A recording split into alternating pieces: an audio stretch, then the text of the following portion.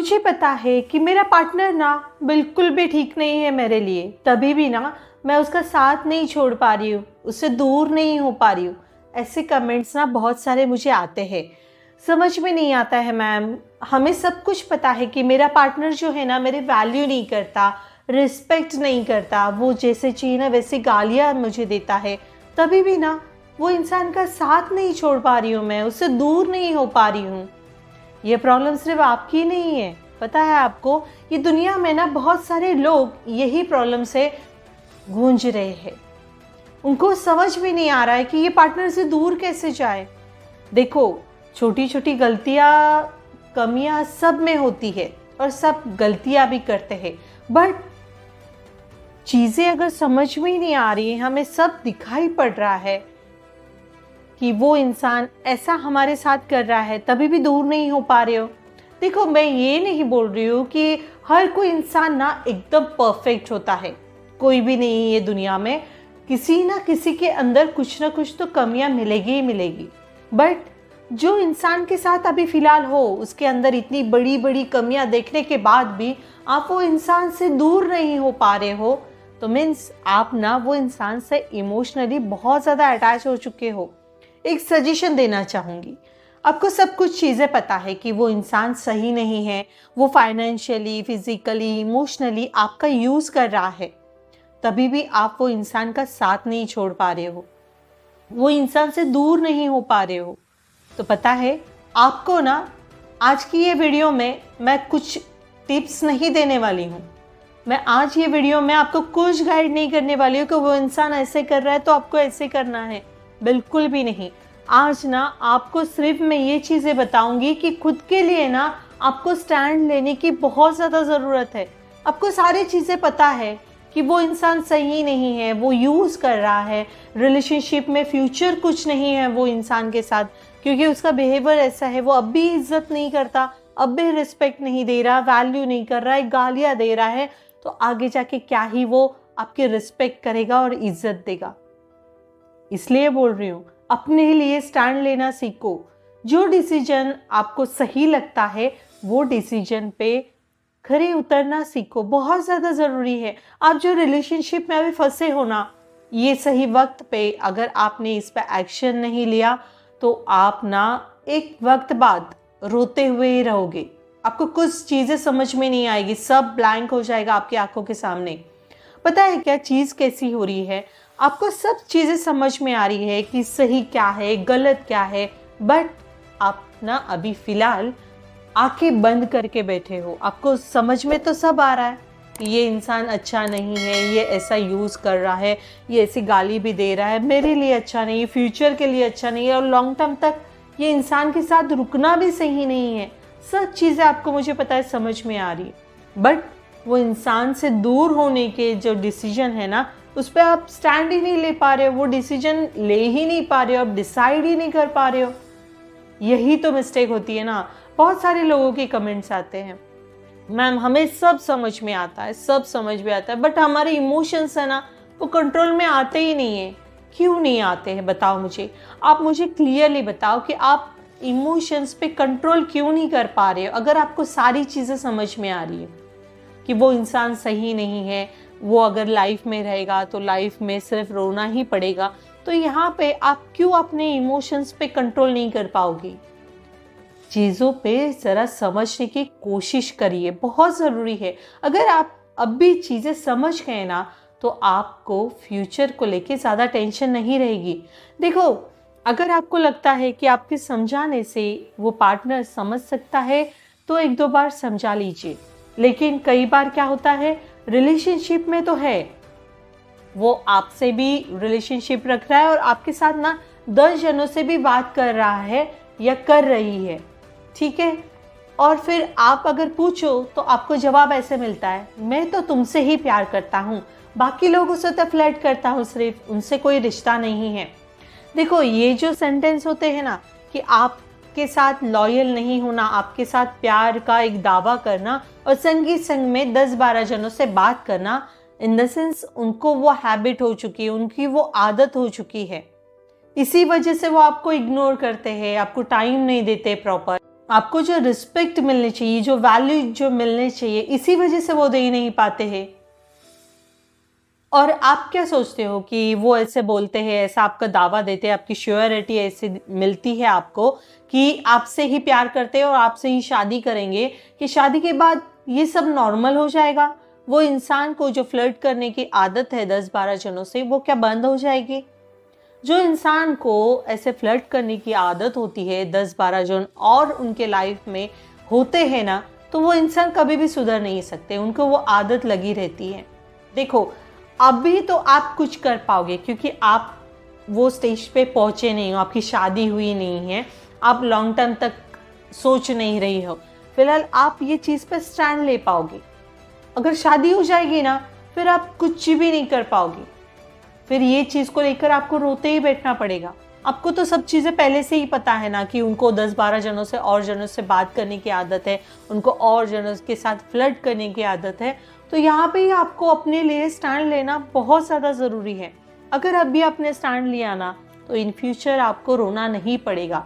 चीज़ें समझने की कोशिश करो। हम क्या करते हैं, प्यार में इतने पागल हो जाते हैं ना कि सामने वाली की हरकतें, सारी चीज़ें समझ में आती है, बट हम वो एग्री नहीं करना चाहते।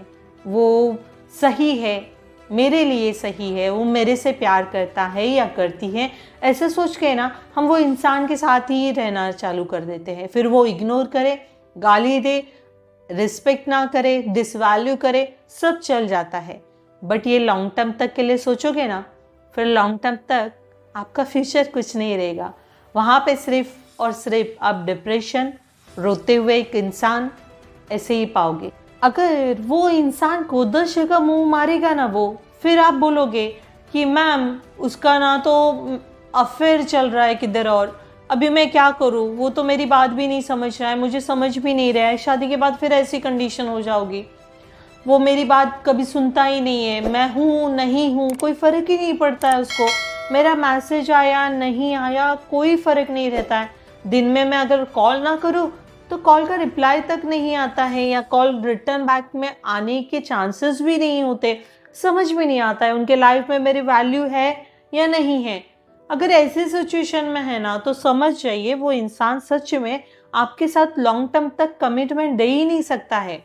और जो इंसान प्यार में है, रिलेशनशिप में है, उसके अंदर अगर सपोज रिलेशनशिप को लेकर करेज है, हिम्मत है, वो अपने घर वालों से भी बात कर सकता है, उसको फ्यूचर का भी कोई टेंशन नहीं है, वो लॉयल है, वो आपके अलावा और किसी से बात करना नहीं चाहता है रिलेशनशिप में आने के बाद, तो आपको वो इंसान को कमिटमेंट देना अच्छी बात है। लेकिन जो इंसान आपको कमिटमेंट में नहीं देना चाहता, वो एक्सक्यूजेस देता है अपने फैमिली को लेकर, अपनी स्टडी को लेकर, अपने फ्यूचर को लेकर, तो आपको ये चीज़ यहाँ पे समझ जानी चाहिए कि वो इंसान सच में आपको कमिटमेंट नहीं दे सकता है और फ्यूचर के लिए कभी भी कमिटमेंट नहीं दे सकता है। वो सिर्फ और सिर्फ फ़िलहाल आपका यूज़ कर रहा है। चीज़ समझिए, अपने लिए स्टैंड लीजिए, बहुत ज़्यादा ज़रूरी है।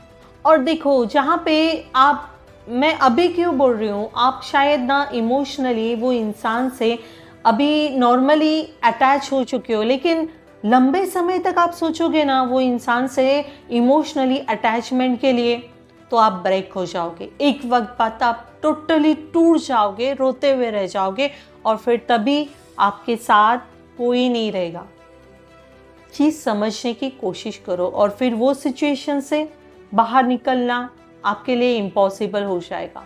देखो, जो इंसान के साथ आप इमोशनली इतना अटैच हो जाते हो ना, फिर उस वक्त बाद ना वो इंसान छोड़ के चला गया, उसने साथ छोड़ दिया, उसका मन भर गया, उसका यूज़ करके मन भर गया, तो वो चले जाने के बाद ना, मानो आपको ऐसे लगेगा ना, यार मैं जीऊँ किसके लिए, मीन्स बहुत बुरे बुरे ख्याल आते हैं। चीज़ें समझने की कोशिश करिए। मैं क्यों बोल रही हूँ अभी, क्योंकि आप ना अभी नॉर्मली वो इंसान से इमोशनली अटैच हो।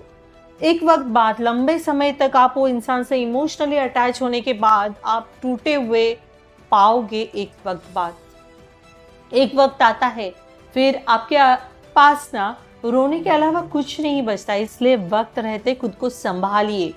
जो इंसान में हिम्मत है, करेज है आपके लिए स्टैंड कर लेने की, तो ऐसे इंसान को ऐसे इंसान का साथ आपको कभी भी नहीं छोड़ना चाहिए। लेकिन जो इंसान सिर्फ यूज कर रहा है, आपको समझ में सब आ रहा है कि ये इंसान सही नहीं है मेरे लिए, तो यहाँ पे अगर आपको सारी चीजें समझ में आ रही है, आपको सब चीजें क्लियर सामने दिखाई पड़ रही है, तो अपने लिए स्टैंड लो बच्चा, बहुत जरूरी है। चीजें हमें सब समझ में आती है ना, तो स्टैंड लेने में क्या ही प्रॉब्लम है। हाँ, मुझे पता है कई कमेंट्स आते हैं, मैम हम इमोशनली बहुत अटैच है, इमोशंस अपने कंट्रोल कैसे करें। देखो, इमोशंस कंट्रोल करना है ना, तो आपको ना पहले सेल्फ लव में आना बहुत ज़्यादा ज़रूरी है, तो ही हो पाएगा। सेल्फ लव मीन्स क्या? अपने ऊपर काम करना, अपने सेल्फ डेवलपमेंट करना, अपनी स्किल्स पे वर्क करना, खुद को ग्रोथ की ओर ले जाना बहुत ज़्यादा ज़रूरी है। तो ही आप ना सेल्फ लव में आओगे, आपको अपने से प्यार होना चालू हो जाएगा, तो आपको सारी चीज़ें ना एकदम नॉर्मल लगेगी और अपने इमोशंस पे आप कंट्रोल भी कर पाओगे। आप अगर ये सब चीज़ों से दूर होना चाहते हैं ना, तो अपने इमोशंस को कंट्रोल करिए। मीन्स खुद पे काम करना बहुत ज़्यादा ज़रूरी है। और हमने इमोशंस पे कंट्रोल कर लिया ना, तो वो रिलेशनशिप ही क्या, हम कोई भी रिलेशनशिप में ना हम बहुत अच्छी तरीके से लॉन्ग टर्म तक हम बैलेंस करके चल सकते हैं। सब चीज़ों को बैलेंस करना जान जाएंगे। बस हमें इमोशंस पे कंट्रोल करना आना चाहिए, बहुत ज़रूरी है। आजकल इमोशंस पे कंट्रोल करना मीन्स एक टास्क हो गया है, वही नहीं होता है ना। बहुत लोगों के कमेंट्स आते हैं, मैम हम सब कुछ कर सकते हैं, बट इमोशंस पे कंट्रोल करना पॉसिबल ही नहीं हो रहा है मैडम। ऐसे क्या करें, हम समझ में ही नहीं आ रहा। देखो, कोई सिचुएशन ना, मैं ये नहीं बोल रही हूँ कि तुरंत हो जाएगा इमोशंस पे कंट्रोल करना ना, आपका तुरंत हो जाएगा, नहीं, आपको टाइम लगेगा, आपको वक्त लगेगा वो सब चीज़ों पे कंट्रोल करने के लिए, बट आप कर पाओगे। पता है, आपने वो इंसान को शायद 1 साल दिया, 2 साल दिया, 4 साल दिए हैं, तो वो उतने इमोशंस जो इन्वेस्ट किए हैं ना, उससे बाहर निकलने के लिए शायद आपको ना टाइम लग सकता है वो, लेकिन कभी हो सकता है जब आप डिसाइड करोगे, जब आप ये डिसाइड करोगे कि वो इंसान से मुझे दूर होना है और उसके प्रति जो इमोशंस है ना, उसको कंट्रोल में रखना है। बस ये सब चीज़ें कभी होगी जब भी आप खुद ये चीज़ें डिसाइड करते हो, तब। समझ रहे हो? होप सो ये वीडियो के माध्यम से मैं आपको ना काफ़ी मोटिवेट कर पाई हूँ, आपको काफ़ी गाइडेंस दे पाई हूँ। अगर अभी भी आपको कुछ डाउट लग रहा है तो प्लीज़ कमेंट्स करिए, और वीडियो अच्छी लगी रहेगी तो लाइक ज़रूर कीजिए, चैनल पे न्यू हो तो सब्सक्राइब ज़रूर करना, और हाँ, अपने फ्रेंड्स के साथ शेयर करना मत भूलिए, क्योंकि आपके शेयर करने से अगर किसी की हेल्प होती है तो आपको शेयर करना चाहिए ना। शेयर करा करो यार, अपनी फ्रेंड्स की हेल्प करा करो, उनको भी अच्छा लगने दो, ठीक है। उससे पहले अगर वीडियो पे फर्स्ट टाइम आया है तो चैनल पे जाके और भी वीडियो चेकआउट करिए। If you think it is a valuable, so please subscribe my channel, ठीक है। चलो दैन, मिलते हैं नेक्स्ट वीडियो में। Bye bye, take care, thanks for watching.